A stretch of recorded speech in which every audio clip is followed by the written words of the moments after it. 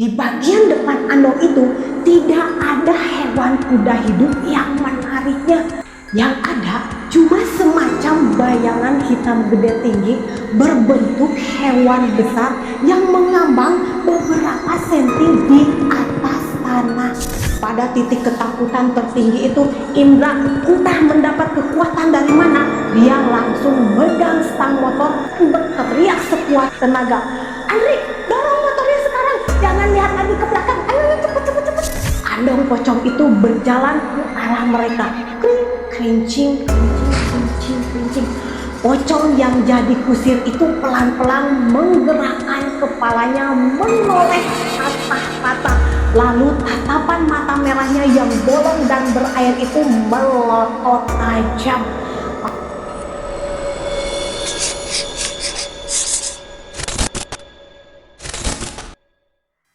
Assalamualaikum warahmatullahi wabarakatuh. Halo sobat kesayangan, terima kasih sudah klik channel catatan si manis, cerita mistis yang dikemas dengan manis. Untuk sobat yang sedang menonton dan yang sudah subscribe serta like video ini, semoga rezeki kalian dilancarkan, amin.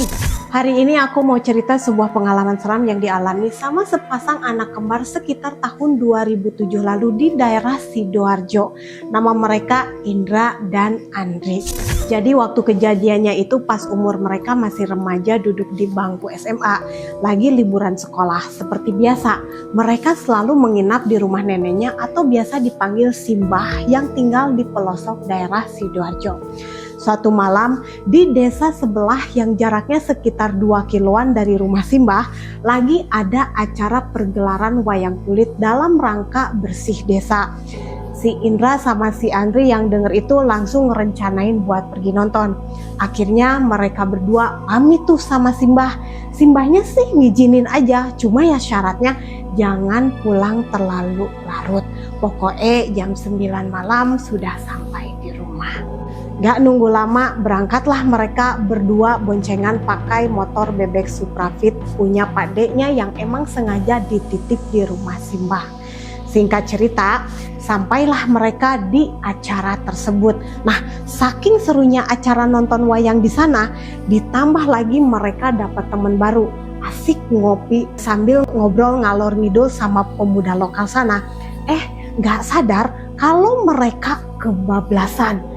Pas si Indra iseng ngeliat jam tangan, ternyata udah jam setengah 12 malam. Si Indra langsung nepuk pundak saudaranya dengan sedikit panik. Ra, buset, udah jam setengah 12 nih, ayo cabut, ntar si Mbah sama si Pade ngamuk, bisa berapa kita. Gak pakai lama, mereka langsung pamitan, terus nyarain motor dan tancap gas. Tapi pas udah nyampe di perbatasan desa, mereka berhenti sebentar. Karena nih ada 2 pilihan jalan buat menuju ke rumah Simbah. Yang pertama itu jalan utama. Memang sih jalannya relatif rame, tapi muternya itu loh jauh banget. Belum lagi harus motong area sawah yang luas, dan kalau malam-malam gini tuh makan waktu sampai 30 menit baru nyampe rumah. Nah, sedangkan pilihan jalan kedua adalah jalan pintas yang ngelewati area belakang bekas pabrik tua yang sudah belasan tahun terbengkalai, plus pinggiran-pinggiran tuh banyak banget kebun jati. Ya walaupun jalannya agak hancur, masih berupa tanah merah campur kerikil, tapi cuma butuh 10 menit lah untuk bisa langsung tembus ke belakang rumah Simbah. Padahal mereka tahu nih, kalau misal milih jalan pintas pada malam hari, sebelumnya Simbah dan Pak Deknya udah pernah ngasih tahu dengan wanti-wanti.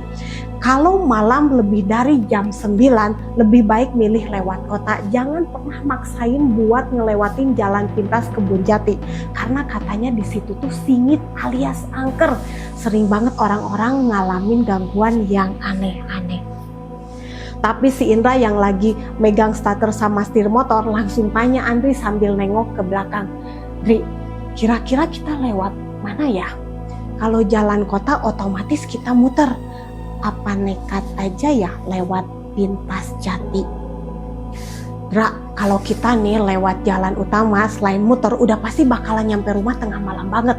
Fix bakalan diomelin sama Simbah dan Pak De. Dan besok-besoknya udah pasti kita bakalan dilarang buat main lagi. Udah Nandra, kita nyari aman. Gas, sikat aja jalan pintas biar cepet. Yang penting kamu bawanya agak sedikit-sedikit ngebut gitu. Ya udah, oke Landri. Kita jalan ke Bonjati. Lagian kita ngejar waktu juga sih, biar cepat sampai. Aku nggak mau kena omel Simbah sama Pak De juga, jawab si Indra. Akhirnya dibelokin tuh stang motor ke arah kiri masuk ke jalur pintas ke Bonjati. Memang sih suasana jalan yang mereka lewati sepi dan minim penerangan, cuma mengandalkan lampu depan motor supa tua mereka. Si Andri yang dibonceng perasaannya mulai nggak enak karena ngeliat sekelilingnya tuh gelap dan ngerasa kalau motor mereka seperti ada banyak mata yang mengawasi di balik batang pohon-pohon jati. Dia langsung meluk dan ngeratin pegangan di jaketnya si Indra. Ndra, ngebut dong dikit napa Ndra? Asli perasaan aku nggak enak nih, di belakang kayak ada yang ngikutin kita nih. Tapi si Indra cuma diem gak ngejawab sama sekali. Dia tetap fokus lihat jalan yang gelap sambil nahan setir motor biar gak oleng di jalanan tanah yang banyak berlubang-lubang. Tiba-tiba nih, tepat di depan pabrik terbengkalai terdengar brebek, prek. Mesin motor mereka mendadak ngebrebet parah. Gak lama lampu bagian depan terlihat agak redup-rebut terus blok mati total. Loh, kok pakai mati segala sih? Indra mulai panik, terus dia langsung nyoba nyengkol sekuat tenaga. Krak, sama sekali gak nyala. Mereka langsung turun dari motor. Tandri, aku masang standar 2 dulu. Terus gak lama Indra jongkok untuk ngecek busi pakai senter handphonenya yang nyalanya udah kedap-kedip karena baterainya mau lowbat. Sedangkan si Andri, dia berdiri di samping motor sambil celingukan. Matanya sesekali ngeliat ke arah pabrik dan kebun jati yang sama sekali nggak ada cahaya. Nah, pas mereka lagi sibuk-sibuknya sama urusan motor mogok itu, dari arah halaman pabrik, si Andri ngelihat ada sosok perempuan yang sedang memperhatikan mereka dari kejauhan. Berdirinya tuh tepat di balik beton gerbang yang udah rapuh. Ndra, itu ada perempuan di pabrik, coba lihat bentar, coba. Si Indra yang lagi sibuk ngotak-ngatik mesin sempat-sempatnya menoleh, tapi sosok perempuan yang Andri lihat itu menghilang. Kamu itu orang nggak ada siapa-siapa loh di situ. Udah jangan ngehalu, sini cepet bantuin senterin. Tapi nggak berselang lama, dari kejauhan ada suara kring. Krincing. Suaranya tuh samar-samar pelan. Ndra, kamu dengar sesuatu nggak? Itu ada suara apaan ya? Kayak suara lonceng delman nggak sih? Si Indra yang lagi sibuk megang busi motor nyahut tanpa nengok. Alah, masa iya ada delman jam segini di kebun jati? Palingan itu suara mainan anak-anak atau apaan tuh ah? Udah, mendingan bantuin pegang handphone senter ini sebelah sini nih. Tapi nih suara itu makin lama makin kedengaran jelas banget dan seperti makin mendekat. Krincing. Nah, lonceng itu sekarang kayak ditemenin suara lain seperti langkah kaki. Suaranya tuh bukan suara tapak besi kuda yang biasanya klotak klotok ngetok batu, tapi kayak sesuatu yang menghantam tanah kering dengan lambat. Blum. Langkah berat itu jalan beriringan sama suara krincing. Ditambah lagi nih, udara yang tadinya cuma aroma tanah kering sama daun jati langsung berubah jadi kayak ada bau busuk yang kecium. Baunya tuh kayak perpaduan daun pandan layu campur bangkai hewan yang sudah berhari-hari. Ndra, beneran Ndra, ada yang datang. Itu delman Ndra. Terdengar suara Andri yang terlihat sudah mulai panik ketakutan sambil narik-narik baju kembarannya. Indra pun akhirnya berdiri juga.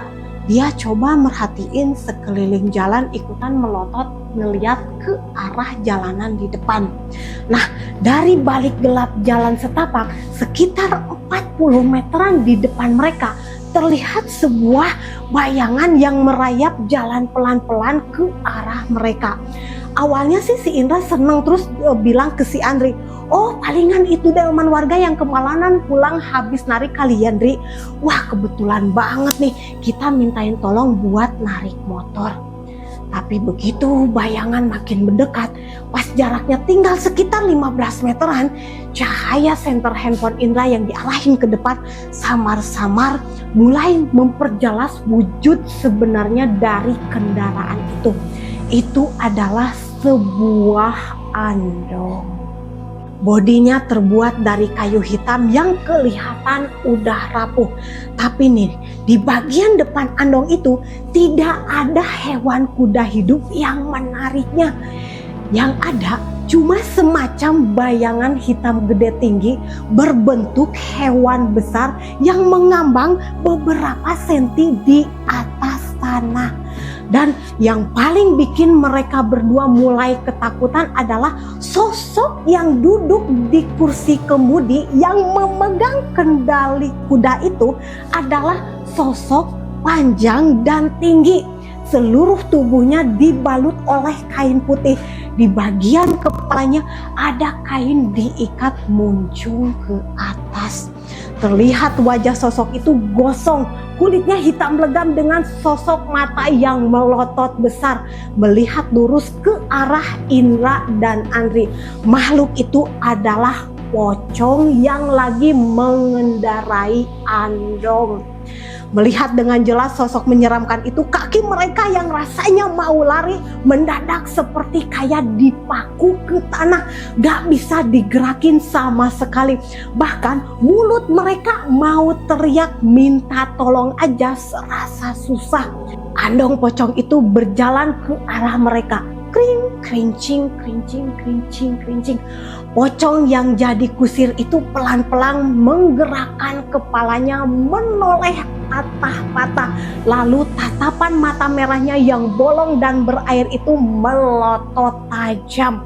Pas andong itu lewat tepat di samping motor mereka yang mogok, jaraknya cuma sekitar 1 meter, Andri melihat ke dalam kabin penumpang andong yang pintunya terbuka.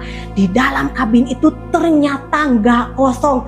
Di dalamnya ternyata ada sekitar 3-4 sosok pocong lain yang duduk berhimpitan. Wajah mereka semua rata, ada yang putih pucat dengan ulat yang keluar dari lubang hidungnya, dan mereka semua sedang melihat ke arah Indra Andri sambil menggoyang-goyangkan badannya ke depan dan ke belakang. Salah satu pocong di dalam kabin itu bahkan mengangkat tangannya yang terikat kain kafan, seperti ngasih isyarat untuk mengajak mereka buat ikut masuk ke dalam kereta. Pada titik ketakutan tertinggi itu, Indra entah mendapat kekuatan dari mana, dia langsung megang stang motor dan berteriak sekuat tenaga, "Andri, dorong motornya sekarang, jangan lihat lagi ke belakang, ayo cepet cepet cepet." Teriakan Indra itu langsung kayak menyadarkan bawah alam sadarnya yang sedang ketakutan. Tanpa nengok lagi, si Andri langsung nekan bagian belakang motor dan mereka berdua mendorong motor bebek itu sekuat tenaga di atas jalanan tanah yang banyak banget batu-batu kerikil. Mereka lari sambil mulutnya gak berhenti membaca doa apapun yang mereka hafal secara acak. Sementara di belakang suara kring, krincing, krincing, krincing itu terdengar makin cepat dan mendekat. Andong berdiri pocong itu seperti mempercepat jalannya buat ngejar mereka. Terdengar suara-suara berat berbisik, "Ikutlah kalian dengan kami." Bersamaan dengan itu, kecium jelas bau busuk bangkai makin menusuk di hidung.